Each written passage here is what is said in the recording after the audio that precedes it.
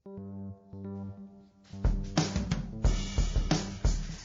is episode number 167 of the Homeowners Show. Whether you're a DIY or looking to hire, we're here to help you find the best information and options for you and your home. My name is Kevin Hackett, and here with me is Craig Williams. Hello, and welcome to the Homeowners Show. We're so glad that you could join us for another episode of the Homeowners Show here in our own studios, which is the envy of the podcasting world. Really? Absolutely. Okay. Who is envious? I can't reveal names. Oh, okay. I gotta protect the innocent. Is there a type of person that's envious? Like, what's podcasters? Okay. Yes. Just in general, the podcaster world. Yeah, everybody but Rogan. Well, yep. He needs not be jealous of anything. So his studio is like right here, and then it's us, and then everybody else. Oh. Yep. Perfect. Yeah. Well, I mean, most people just don't. And he's up here in order to keep us humble. Well, yeah, I just don't think most people actually have a studio, right? Let's be honest. Most podcasters have a broom closet. Well, that's where we started out. Their co-host is a mop. I mean, we literally were recording out of your living room. When we got started, we were in the living room. Almost your bedroom, even. We were real close to. Occasionally, those two things collided. Yeah. I mean, I can't tell you. If you go back to early episodes, you'll probably never notice. Don't do it. But yeah, there were many times where you're like, get out of here. Go. We're recording an episode. You know? When they still the kids still like to come out here because they're like, I want to be on the show. Yeah. Like, get out of here. Hey, no.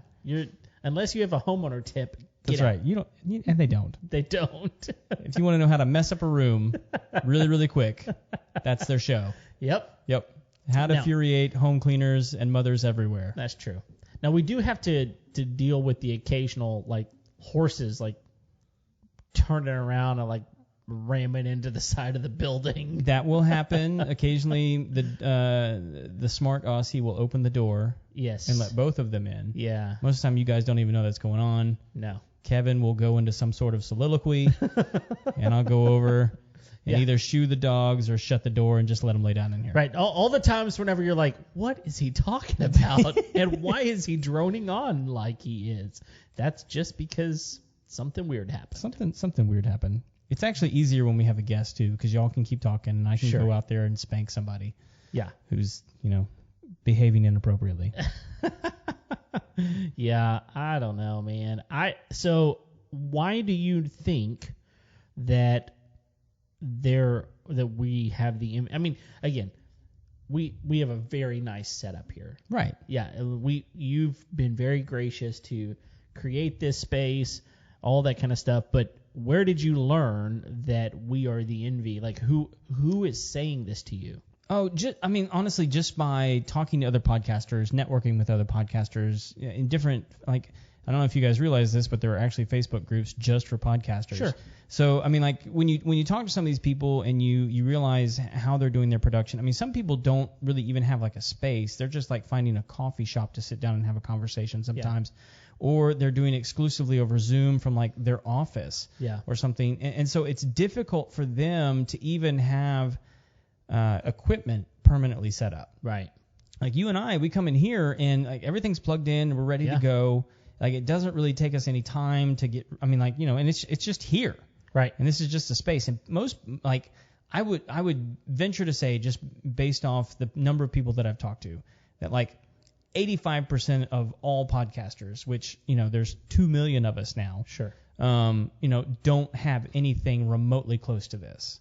I would bet that the number is higher than that. And the ones that do are rather elite.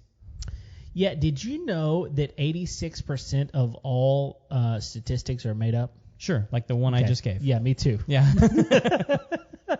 Just saying. But no, I bet you're right. And it is really nice. I will tell you this, though. The number of minutes that transpire from the moment I get here to the moment we actually start recording We could have like 5 podcasts. Most of the time, but it's not because we're setting anything up. It's because we start talking. We just hang out. This is the hangout place for us. Right. You wonder sometimes how Craig gets to be 2 Bourbon Craig. It's because before one I'm not Bourbon thirsty. Craig, that's right. There was before Bourbon Craig, then there's 1 Bourbon Craig, right. And then eventually 2 Bourbon Craig winds up recording an episode. Listen, if all of y'all had to sit in this room with Kevin for 4 hours. 4 hours. I will say that there's many times when Kimberly, my wife, will be like, I know you're not coming home before midnight. So no, probably not. Not tonight, sweetheart. Probably not. Yep. So anyway, let's take care of business. Okay, let's do it. Who's sponsoring the show this week, Kev? Well, our good friends over at Sustained Growth Solutions are sponsoring the podcast this week again. Love those guys. Yeah, so Sustained Growth realizes that there are a lot of businesses out there that are trying to grow, trying to increase their traffic and get more jobs and get more leads. But unfortunately, there's a lot of crooked companies out there that don't do a very good job of helping you, even though they say they will. Right, so Sustained Growth Solutions has come up with a completely different way to do that. They send exclusive leads to one company. They completely build out a lead generation system that fits exactly the market that you're trying to target. And in doing so, they partner just with you. And so exclusive leads come straight to you, nobody else. It's a new, cool way and really, really effective way to get leads. So shoot them an email at info@sustainedgrowthsolutions.com, and they will hook you up.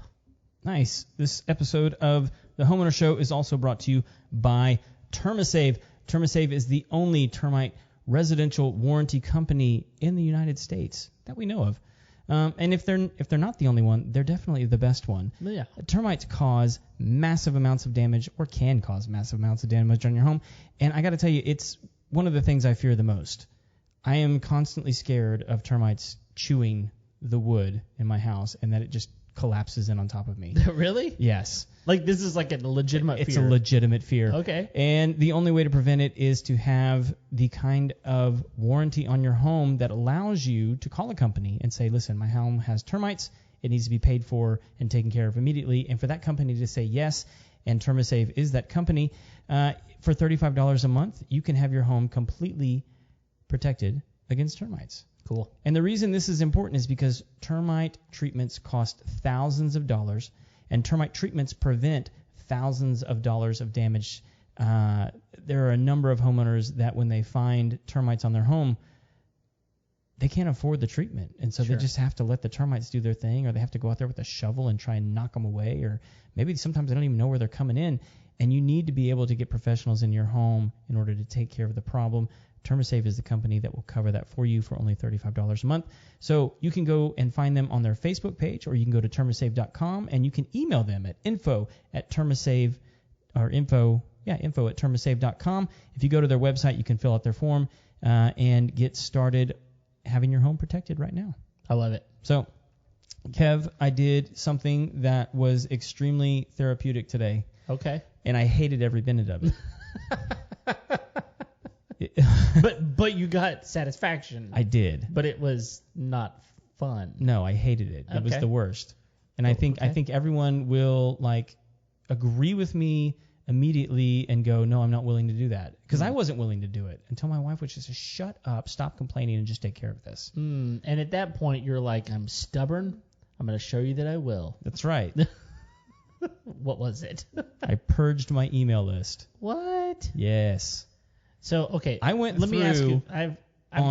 Okay, go ahead. Every single spammy email, and I get about 100 a day. And you unsubscribe to all of them? I unsubscribe to every single frickin' one of them. You're going to be like a whole new person. I am the hero of the internet today. Yeah, so here's my question.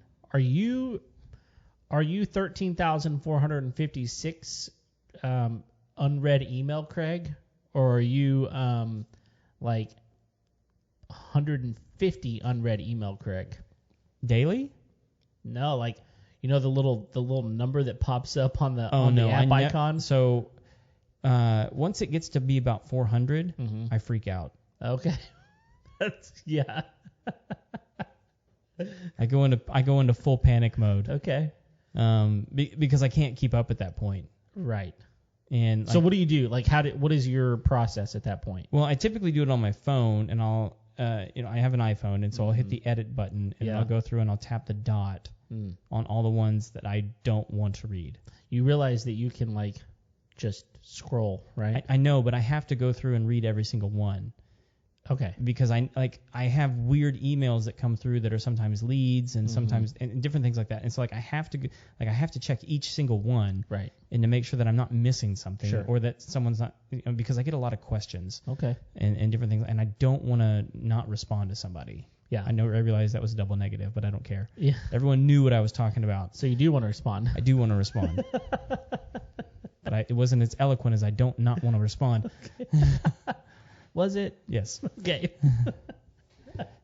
All right. So, because I know some people that like they'll show me their number, and it's almost like a point of pride for them. And those people are stupid. And I'm like, yes, I agree. Because I'm like, why do you even have an email account? Yeah. What you're saying to me is the worst possible thing I could do would be email you. That's the worst thing that I could do. Like, so we're not going to talk. No, we're not going to talk. No, it's not going to happen, because that's the only way you're going to get information from me is from an email. I know you're not going to see it. In fact, I'm just going to spam it anyway. Yeah. I'm going to do it so that you have, 13,458 now.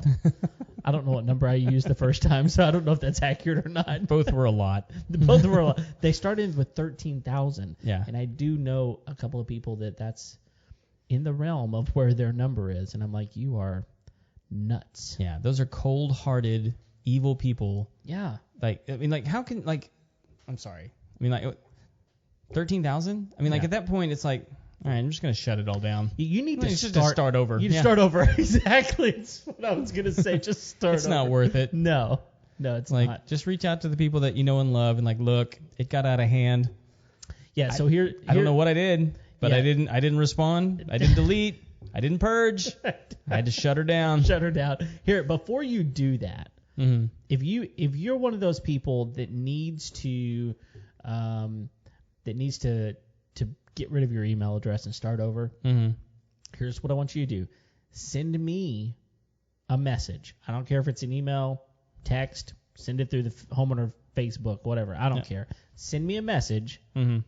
Just give me the rights to your email address, because I can use it. A seasoned old email address would be perfect for a couple of things that I need. Okay. Send it to me, and I will get rid of all those emails for you.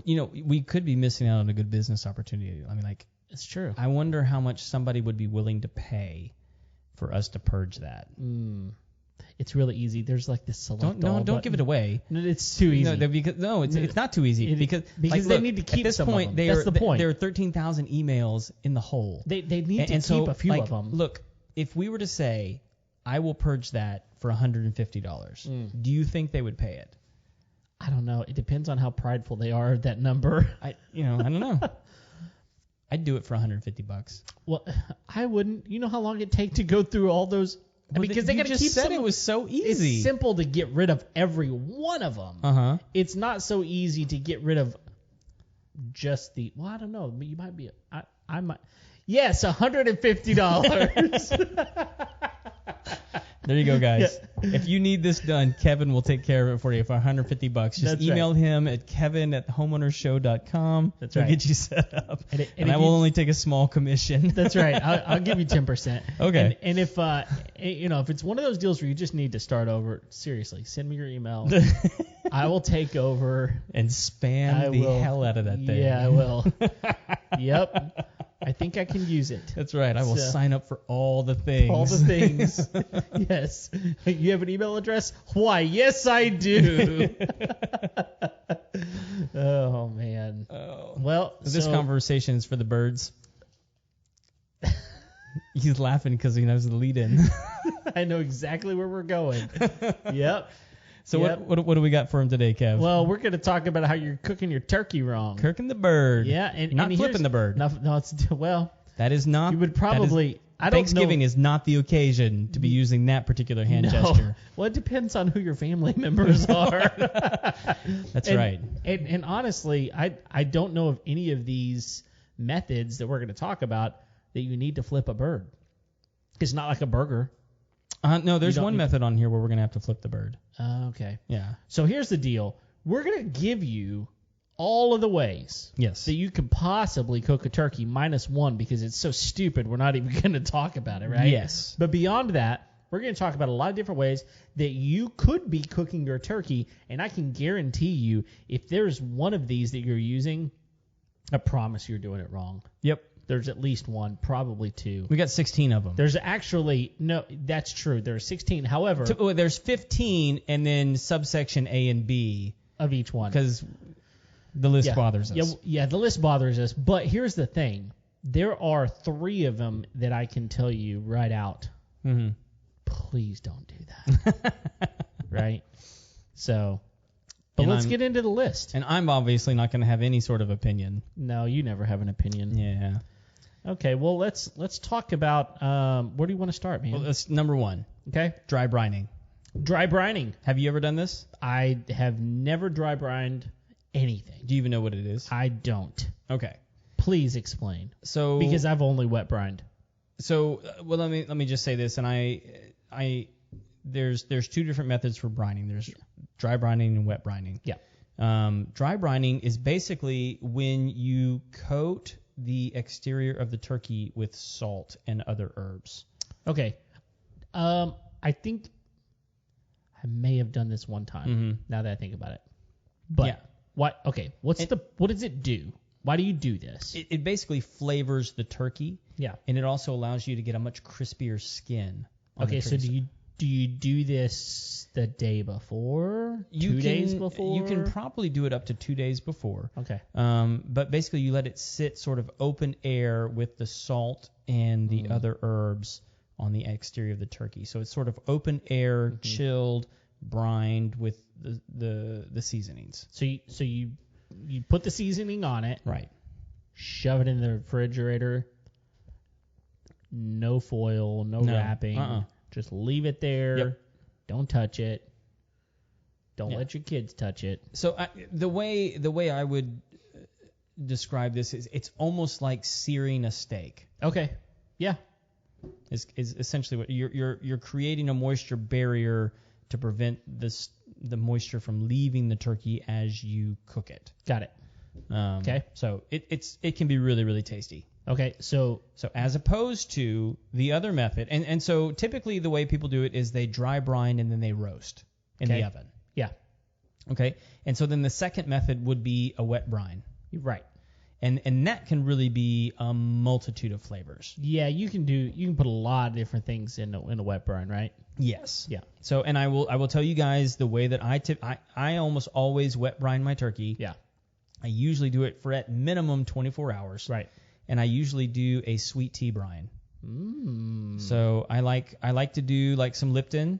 Okay. With some brown sugar. Hello. And chipotle peppers. Oh, come on. Salt and pepper. Yep. Lemon. Yeah. So and sometimes I'll throw in some other herbs like rosemary. Yeah, I was gonna ask you're a herb guy, so you love rosemary. I love rosemary. Yeah. I don't, by the way. I don't know why. It's a very particular flavor. It's got a twang to it. Yeah. Yeah. I really like rosemary, oregano. It's like Conway Twitty. It's got just rosemary is like Conway Twitty. It's got a little bit of a twang.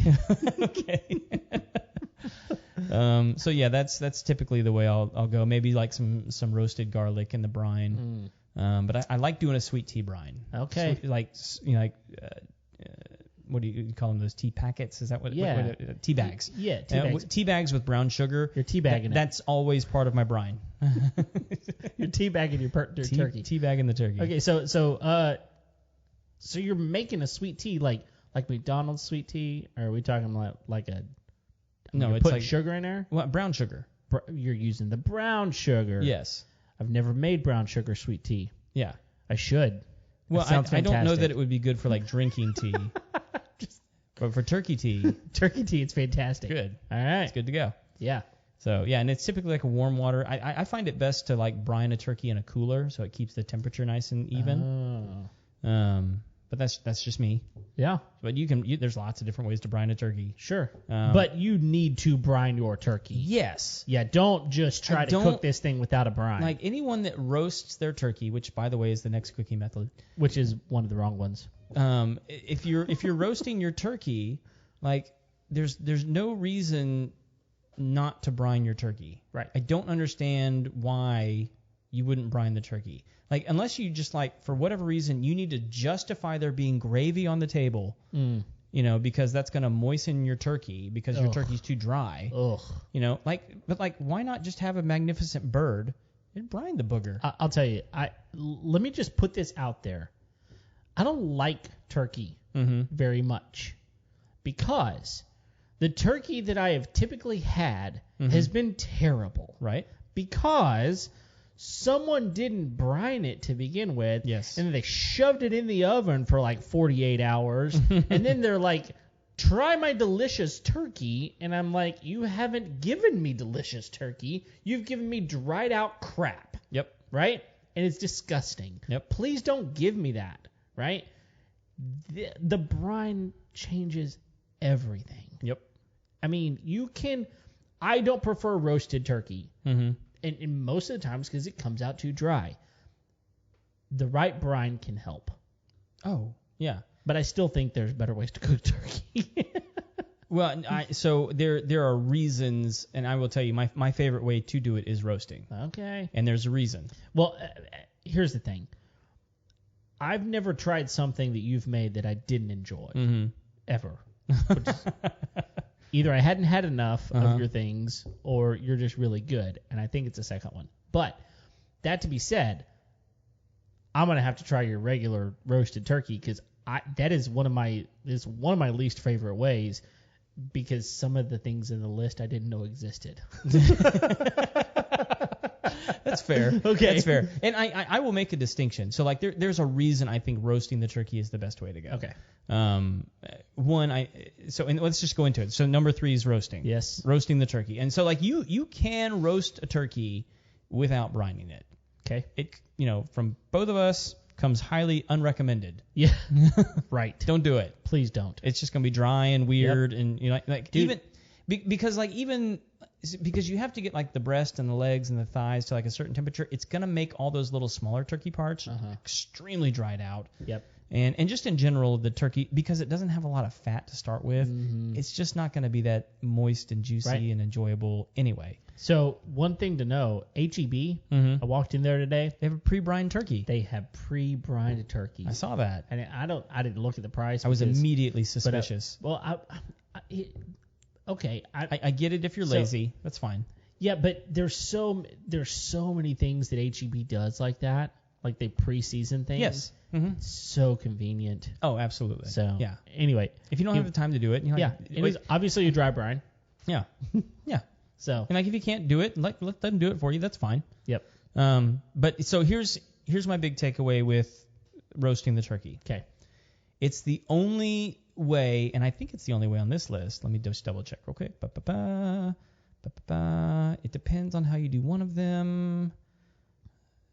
Depends on maybe that one. We can modify our answer in a minute. So if we need to, right?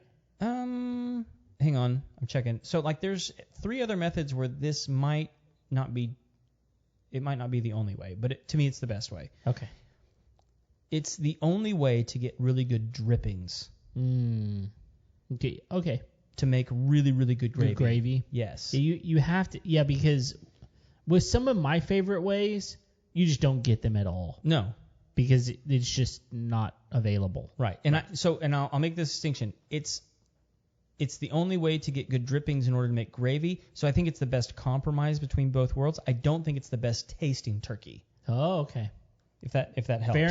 Fair enough. I could do without the drippings. So if you can do without the drippings, that's fine. I love turkey gravy. Oh yeah, especially like on top of some good stuffing. Yes. Really, really good. Yeah, absolutely. Yeah. So number 4, spatchcocked. Yeah, that's a word that I don't know. I've never. I don't really. I feel like I was probably called this at one point. You were called Spatchcocked. But I don't really know what it means, so you're gonna have to enlighten me here. Basically, it's a phrase that you use for any kind of fowl that you cook. Okay. So you split the bird along the backbone and then split it along the breast. Okay, so it lays out flat. It lays out flat. As flat as it can. Yes. Right. Okay. So why would you do this? Because it cooks it faster. Oh, okay. Yeah. And you can cook it hotter. Mm. And so if you can cook it hotter and you can cook it faster, the skin's going to get crispy. It's not going to be as dried out. It's sort of like cooking a steak. Yeah. So like if you cook it hotter and you cook it faster, the outside's going to be crispy, the inside's going to be moist. As long as you can get the internal temperature up to what you need it to be, you can have a much crispier, tastier bird. It's a really great way. People do it with chicken all the time, like on grills. Mm-hmm. I mean, you buy it like this, right? When you buy like a half bird to cook on the grill, that's how you buy it. It's right. It's like a half spatchcock. Okay. But like spatchcocking is just basically the way in which you split it and then press it down flat. Gotcha. And then at that point you can kind of, most people do it on the grill. But yeah, I can see that. You could do it on like a griddle. You could even, some people even like press it in between two metal pieces to like flatten it further. Oh. And it's like a deal that you can put on the grill. It flattens the bird, but it also has like wooden handles so you can stick it in, pull it out, flip it. This is the one where you can flip the bird. Flip the bird. Interesting. Yeah. So yeah, it's a good one. Okay. It's a good one. And it allows you, the other thing that it gives you that the other one doesn't, like with a traditional turkey, you'll stuff the internal. Right. Some people will stuff the bird with like, stuffing or whatever. Yeah. Apples, whatever. This one, you can actually season the interior a lot easier. Right. Because you're splitting along the backbone. Now, one of the things that the article that we're using to talk about this, one of the things that it says is, this is not like you're going to put it on the table and slice the turkey. It's not going to be the pretty presentation. Not the pretty presentation. No. So, but it will probably taste really good. Sure. So, but if you've never done it before, you probably want to do a little bit of research, like as to time, because it's going to take a lot less time. Yeah. Which it doesn't seem like it shouldn't, but it will. Okay. No, I'm good with that. So, all right, number 5. Deep fried. This is probably my favorite way. This is kind of like the Texas method around here. Yeah. You walk into any sporting goods store around here, even Walmart, they're gonna have fryers on display. Oh yeah. Like at the very front. Like, please buy this. And most people walk in and go, all right, I'll buy that. And like I think right now you'll pay more for the peanut oil than you will for the bird. Yeah. Which is why a lot of people are like, look, hey, I'm frying turkeys. If you guys want us to bring your buy, let's fry them up. Fry them all together. Yeah. Yep. Because you can do like 6 to 8 birds, maybe even 10 if you got a big enough vat of oil. Yep. Yeah. So. And it's so the reason that I don't like turkey has nothing to do with the flavor of the turkey, because actually my favorite lunch meat is turkey. Mm-hmm. So if I'm gonna have a sandwich, I would prefer turkey over most other sandwich meats. But I really want to dig into that, but I'm not gonna. Okay. So but part of it is because a lot of the turkeys, whenever you get sliced turkey or whatever, it's not dry. Right. And so one of the reasons I love deep fried is because you are not going to get a dry turkey if you fry it correctly. Oh, absolutely. You're going to get crispy skin, moist meat on the inside. It's going to be fantastic. Yeah. I mean, you do need to season it. You probably need to do like some butter injections and different things like that. But it's an absolute. I mean, and like this is what I was saying. Like, fried turkey is one of my. To me, it's the one that tastes the best. I agree. So, but you don't get any drippings. No, it is definitely not going to give you that. No. But if you've got a really, I don't know, I'm fine with it. Well, I mean, like, here's the thing: is like I've had roasted turkeys that tasted every bit as good as a fried one. Okay. And so it's like I really enjoy fried turkey. Like, I like it a lot, especially when it's seasoned right and it's fried to perfection. When it's but I asterisk on this one. It's also the way that most people get killed on Thanksgiving. Oh yeah. I mean, there's let's put it out there. If you do not put a frozen bird into a turkey fryer, have you seen the you meme will that's die. It's not a meme. Yeah. Have you seen the fire? There's something that one of the fire departments went and did a demonstration of putting a frozen bird into a vat of peanut oil. And so they did it with like rocket. They did it with like a fishing pole kind of. They put it in there and it just explodes. Yeah. The thing literally explodes. Like about a 20-foot radius of this thing just catches on fire because all the oil spills out, immediately catches on fire. It's pretty impressive to watch, but that is not what you're going for, because most people do not put their turkey in a fryer with a fishing pole. No. You're probably gonna die. Yeah. And you're gonna set your garage on fire, most likely. Yeah. So. Yeah, I mean, everyone nearby is gonna have 3rd-degree burns. Exactly. And I actually saw a post on Nextdoor, I think it was yesterday, that said, "It's time to take your turkey out of the freezer." Thank you for the public service announcement. Yeah, and you need to check the internal temperature of your turkey before you put it in the freezer. Yes, you do. I mean, in the fryer. In the fryer. Yeah. Yep. So anyway, frying's one of my favorite methods. Yep. I assume it's one of yours. It is my favorite method. Okay, so we're gonna move on to my least favorite method of turkey, which is smoked. Okay, it's funny because this is not one of my least favorites. I've never had a good smoked turkey. Now, to be fair, most of the guys that I know that have smoked a turkey have refused to brine it. You still have to brine it. I say you'd have to. You don't have to do anything, but if you want it to come out good, you still have to brine it. And again, I think a lot of people don't are stubborn, know, Kevin. Yeah, I know that. But I think a lot of people don't know how to smoke meat. Yeah. And if they do, they're used to smoking like a brisket, or they're smoking. They're used to smoking things with a high fat content. Yeah, exactly. And so you can smoke a turkey a lot hotter than you would smoke a brisket, for example. You know, you might do a brisket at 225. You can do a turkey at like 300. Yeah. And it's just, again, because it just cooks differently. Yeah. You know?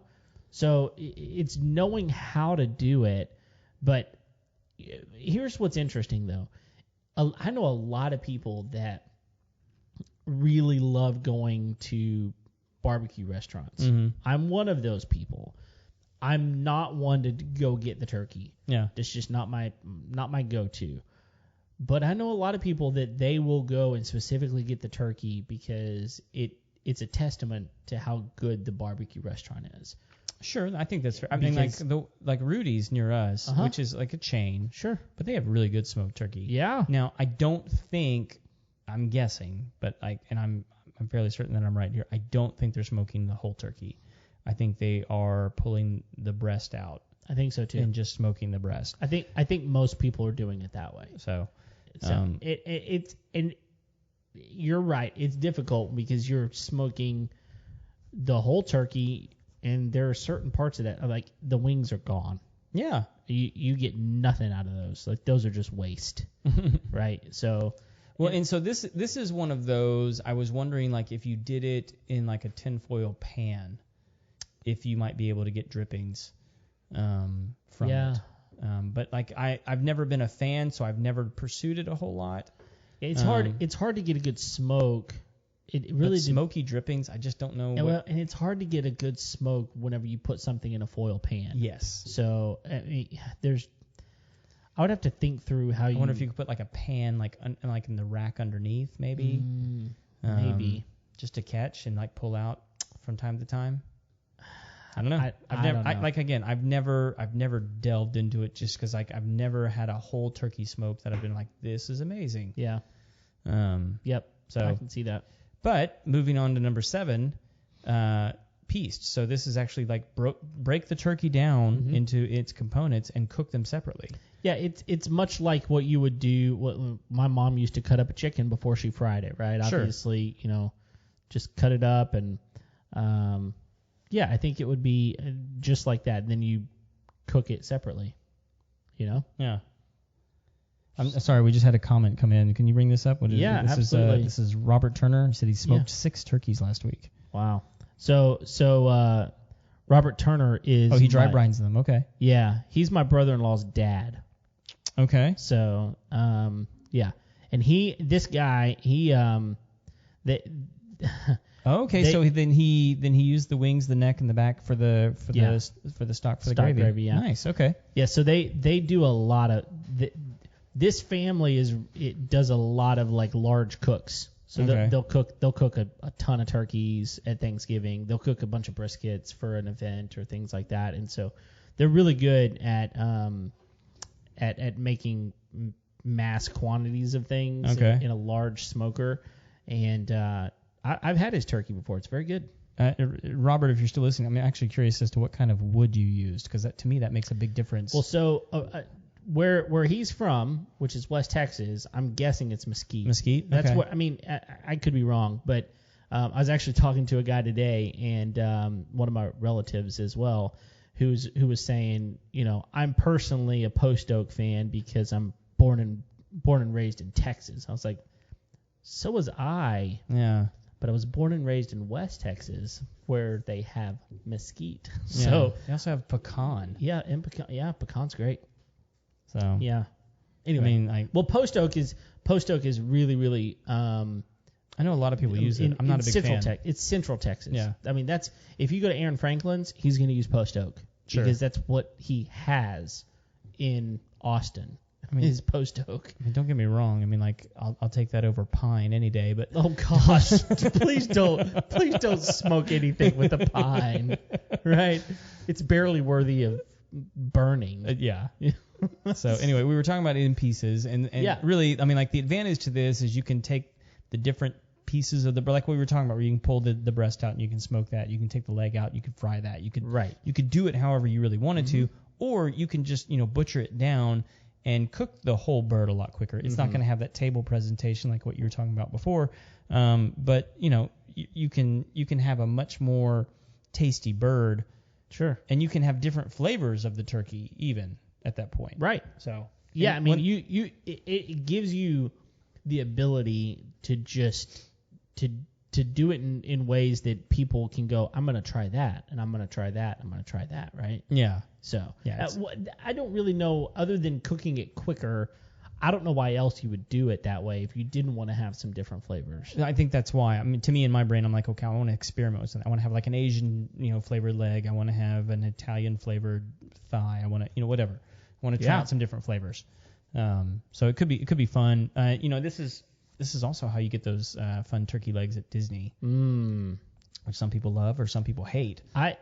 Here's the thing with the turkey leg at any theme park or like Renfest or something like that. Yeah. They're always smoked, aren't they? Most always smoked. And they smell delicious. Yep. They look delicious. Mm-hmm. They are not delicious, in my opinion. It's been a long time since I've had one. I just remember them being really salty. Yeah, they typically are, and it's like, and they are juicy enough, and so that just all like drips down your hand and your arm. It's like, how did it get to my elbow? Yeah. It's like it's just the way it goes. So, just FYI, so Robert's popping hickory back in here. Yeah, he uses hickory. He said he did his homework on YouTube before he made his choice. He let other people be the guinea pigs. So that's always the smart way. Yeah, apparently hickory is a good option. I'm a fan of hickory. Yeah. All right, we're gonna linger on this too long. We say the number 8, grilled. So I don't know about this one, man. This is one of those that, again, your temperature's got to be just right. Yeah. And most of the time, if you're grilling something, you're doing it at a higher heat. Yep. I mean, unless you are smoking it, it's just hard to do it in a way that it gets fully cooked. And because I think this is referring to grilling it as a whole bird. And I'm almost saying, if you're not spatchcocking this booger, start over. Yeah. Yeah. Because I don't know that I would want to grill it like that. No. It just doesn't seem like it would come out as well. But I could be wrong. There's probably a lot of people that might do it. But grilling, again, unless you're spatchcocking the bird, which is something that we already talked about, I don't know that I'd want to do it. Sure. I would almost rather smoke it because I think I would come out with a better cooked bird. I think you're going to get a better flavored bird as well. And the reason I kind of sorry, lost me there for a second. I kind of go back and forth because I love barbecue chicken on the grill. Sure. But when it's quartered. Yeah. I think that's when it tastes the best. Bone in, all that kind of good stuff. Sure. But man, I'm very suspicious. I need somebody to tell me I've done this. It's amazing. Here's how I did it. I would need somebody to walk me through that. Yeah. So, and I get it. You're going to get crispy skin. You're going to get that char. And I love that. Right. But I just don't feel like it. I'm scared I'm going to get an undercooked bird. Yeah. There's not a lot worse than undercooked bird. Nope. They call it foul for a reason. It's an FOUL. Yeah, it will turn the insides of you foul. Exactly. No. Yep. All right, number 9, slow cooked. Slow cooked, this as is the in a crock pot. Crock pot bird. Which, it's a way to go. It is an option. Yeah. Here's the thing. How big is your crock pot? That's fair. You'd have to have either a small bird or a big pot. Yeah. Most of the turkeys that we get for Thanksgiving, they're fairly sizable bird. Right. So. Yeah. But I could see how it could turn out pretty good. Here's the thing. If you use a slow cooker correctly, man, the food turns out really good. Yeah. Because you can season this thing up really well. Would you brine it for a slow cooker? I would. You would? Uh-huh. Because I kind of feel like a slow cooker would trap a lot of that stuff in there. Well, it's regardless. probably going to. I don't think I would do as heavy of. I probably wouldn't go as heavy on the seasoning if I was brining it. Yeah. I would do maybe a half brine instead of a full on. I would do a less sweet tea. Less sweet tea. Okay. Yeah, I don't know. I agree with you. I don't think that you would need to put, because you're still going to put seasonings on it or in it, and I don't know. I've not done it that way. I would. Here's my big issue with this one. Okay. Everyone eats with their eyes first. I can't see a slow cooker bird coming out pretty. Yeah, it's like. Have you ever boiled chicken breast? See, I think it would come out gray. Yeah. And I'm not going to eat it at that point. Right. I'm going to have a preconceived notion that I don't care. It's gray. I'm not eating it. Yeah, and here's the other thing. Turkey already has a problem of falling apart. Mm-hmm. I'm afraid if you do it in the slow cooker, it's just going to fall apart, Oh yeah.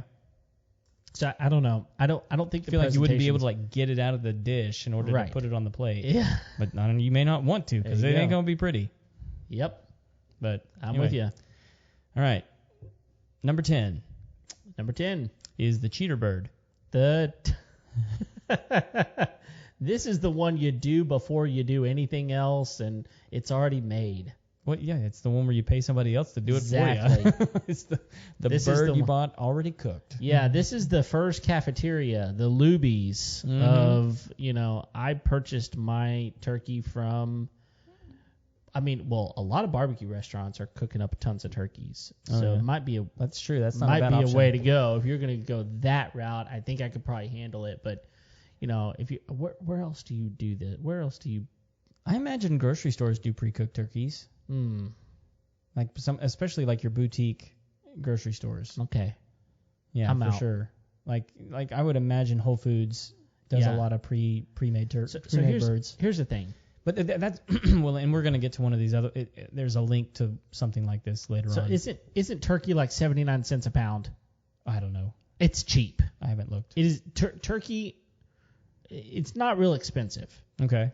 But when you turn around and you pay someone $100 for a turkey that you didn't have to cook, that ain't right. Well, it's not worth it.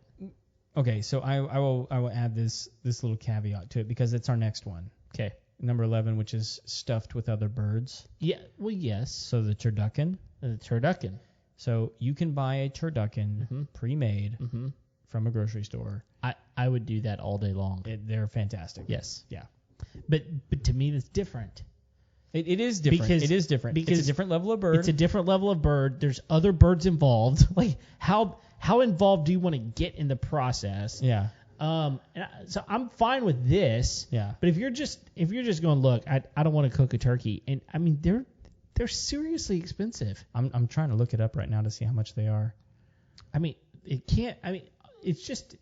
one of those deals where it's like, okay, I get it because people are busy. They really are. And honestly, if you got a ton of family coming over and you're just like, look, I don't want to go through the headache of doing all the prep work. And if you've got the money, by all means, go buy a turkey. Yeah.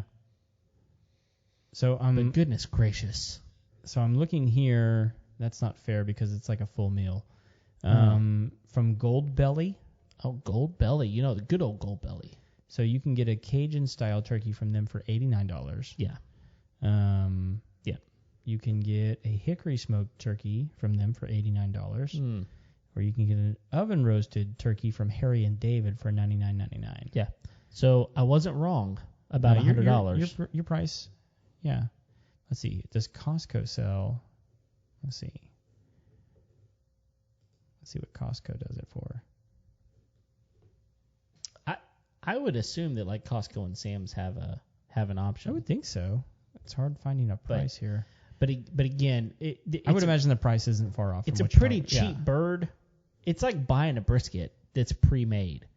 Okay. I mean, which is really expensive. It's really expensive. And again, maybe you're just a bad cook. And if you're a bad cook, it might be worth it. It might be worth it. You got family coming over. You want to make a good impression.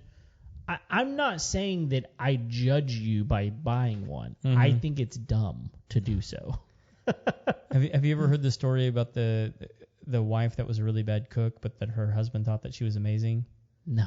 So what she would do is every night before he got home, she would have gone out to, like a restaurant or something like that, and she would have gotten the food and then arranged it on a plate as if she cooked it. Okay. So, but she knew what time he got home, and so every night before he got home, she would just like cut up an onion and throw it in a pan and cook the onion to make the house smell like she'd been cooking. Oh, nice. And so then she would serve dinner. Wow. And he would be like, "You're such an amazing cook." Oh my goodness. And he was convinced for like years. That's a smart woman. Yeah. Yeah. Yep. I mean, overcompensating, but it worked. Whatever you got to do. Hey, I'm fine with it. So I think these two are very similar because I don't think most people are going to take the time to make a turducken. If you're having turducken, you're probably going to go to the store and buy it like that. Well, yeah, I mean, there's not a lot of places you can go buy the individual birds. Oh, right. Well, I mean, you got at our local grocery store, you can get those 3 birds. Okay. Now you might have to be eyeballing and go, will that one fit in that one? I mean, it's easy. To me, it's the duck. Yeah. I mean, duck is going to be the biggest. Duck is the rarest of the 3 for sure, but also one of the tastiest. Yeah, it is. It's a good fowl. Yeah. All right. Number 12. Right. Beer can turkey. Okay. Which is just another form of grilled or smoked turkey. Yeah, that's all it is. I mean, I assume beer can chicken is typically smoked chicken, right? Yeah. Okay. So stuff a beer can up its butt. Yep. Cook it. And it just.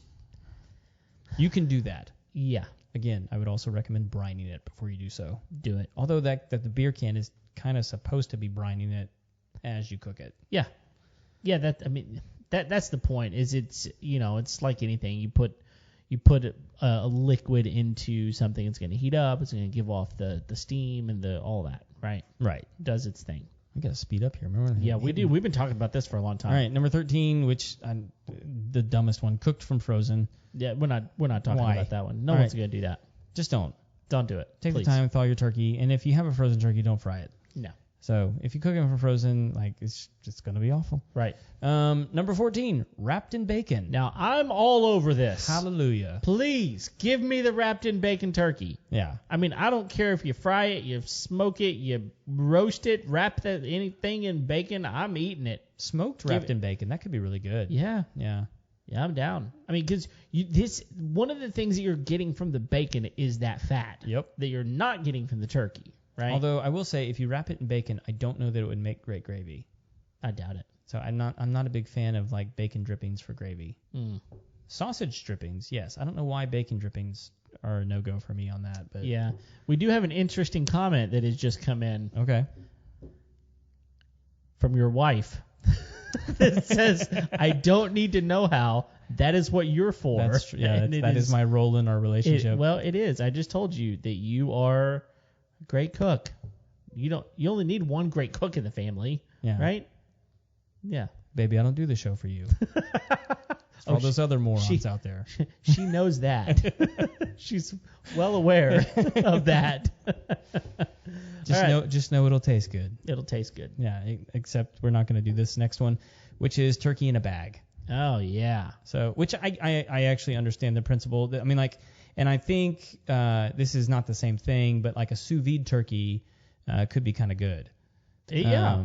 Which is kind of the principle that you're using with turkey in a bag, but turkey in a bag is really just kind of keeping the juices in the turkey. It's doing what you can to not dry the thing out. Right. So, like, it's for people that don't know that brining's a thing. Right. You just brine it. Yeah. I mean, just do. Yep. So, number 16, my absolute favorite on this list, in a dishwasher. Oh, my goodness. This is similar to smoking a turkey. Nope. Only it's steaming a turkey. Yeah. It ain't right. Oh, That's what it is. I don't care what lemon detergent you use in it. It ain't right. No, it ain't right. But I will tell you this. Please take the drying agent out first. That's right. Your turkey does not need the sheen. Does not. Well, it doesn't need to be more dry either. But the sheen that it gives is going to be bad. I will tell you this. One of the most fun things I've ever done is I built a smoker out of an old refrigerator. Okay. So we're in East Texas. It's Thanksgiving, and we need some parts for this thing. Mm-hmm. So we walk into this little bitty town nearby. There's like, I think 13 people live there. There's a hardware store. And we walk in, and the guy goes, "Hey, can I help you?" And we say, "Sure. We're doing something odd, but we're building a smoker out of a refrigerator." Mm-hmm.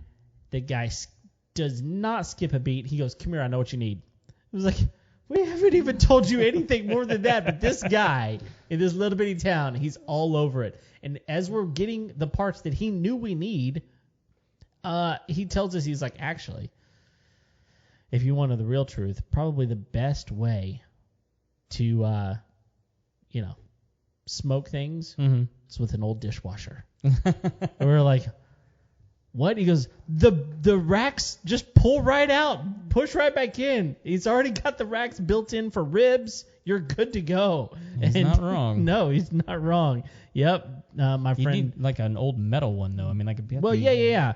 But James McAdams, my brother-in-law. He's not my brother-in-law. He's my wife's cousin's husband. But he's my brother-in-law. Yeah, he said he helped me build it. Wait, so Teresa was throwing in there that she wraps it in bacon, but that it's a German turkey. Yeah, I had no idea. Yeah. I clueless. So it's a super judgmental kind of turkey. And yeah, it talks really harshly at you. Yeah. You're putting me in there? Schnell. Exactly. Yep. And my wife just chimed in. Apparently, we would. He says you're his brother-in-law. Is that? Yeah, brother-in-law. Okay. Yeah, he's my brother-in-law. Okay. Might as well be. I want to make sure and get the titles correct. Well, he's yes. It's so much easier just to say he's my brother-in-law. He might as well be. So. Yeah. So your wife's given other reasons. Parmesan and salt. Yeah, Parmesan and salt. According to my daughter. So I want going back to the dishwasher one because it's gross. Apparently, it was a method developed by Chef David Burke, and he would actually butcher the turkey, and sort of like we talked about earlier, where you break it up into all its different parts, and then put them into separate Tupperware dishes inside the dishwasher, and it would take like a couple of cycles, but you could cook the turkey that way. And again, that's like why? Okay. Throw the dishwasher away after that. I can't use my words right now because I don't think there are any that properly encapsulate what I'm thinking here. We do not have any details as to the settings. Right? Yeah. Is this the scour settings, or is it the? Does it need to be like a heavy cycle? Right. Or like yeah. Is it the top rack only? I need to know. Like, heat dry? Yeah. My dishwasher has a Sahara setting. For the drying. I don't think you're going to use that. No. I don't know. So, and we saved the best for last. Oh, my gosh. And by best, I mean worst. Yeah. The microwave. Okay, so I know how you feel about microwaves. They are the devil.